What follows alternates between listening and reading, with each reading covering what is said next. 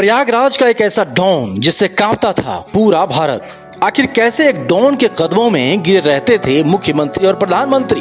तो पूरी कहानी जरा से यहाँ पे सुनिए जरा। संगम नगरी यानी प्रयागराज, संगम का नाम तब इलाहाबाद हुआ करता था। संगम के तट पर पानी शीशे की तरह साफ हुआ करता था। इलाहाबाद विश्वविद्यालय का नाम पूरे विश्व में गूंजते थे। 1980 के दशक में प्रयागराज बदल रहा था, या यूं कहें कि नया रंग रूप आकार और सियासी आवरण अख्तियार कर रहा था।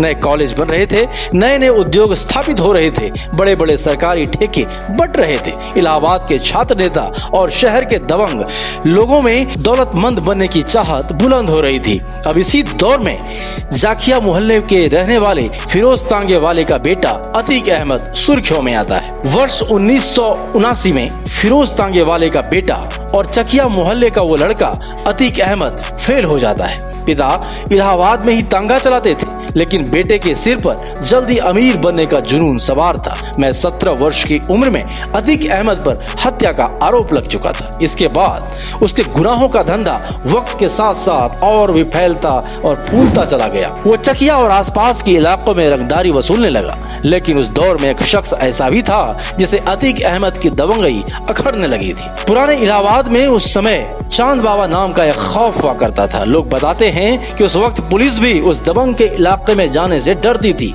अगर कोई पुलिस वाला गलती से चला भी गया तो चांद बाबा के गुंडे उसे पीट कर ही वापस भेजते थे। चांद बाबा के छोटे से गैंग के सामने चकिया का एक छोटा सा लड़का अतीक अहमद खुद को उससे बड़ा गुंडा साबित करने के लिए पूरी ताकत लगा रहा था। उम्र के साथ साथ बदमाशी की दुनिया में भी अतीक अहमद चांद बाबा से बहुत छोटा था। लेकिन पुलिस और उस दौर के कुछ नेता अतीक अहमद को शह दे रहे थे। वो चांद बाबा के खौफ को खत्म करने के लिए लोहे को लोहे से काटने की कोशिश कर रहे थे। स्थानीय पुलिस नेता और बदमाशों के इसी कॉकटेल के दम पर वो जुर्म का सौदागर बनता चला गया। बाहुबली और 80 से ज्यादा मुकदमे में आरोपी अतीक अहमद के दर्जनों किस्से हैं।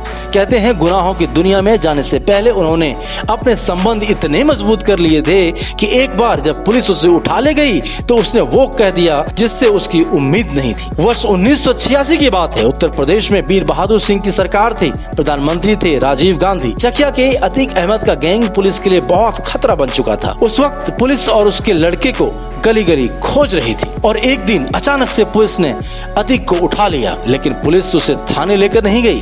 किसी को खबर भी नहीं लगी आखिर हुआ क्या। सबने समझा अतीक का काम तमाम हो गया।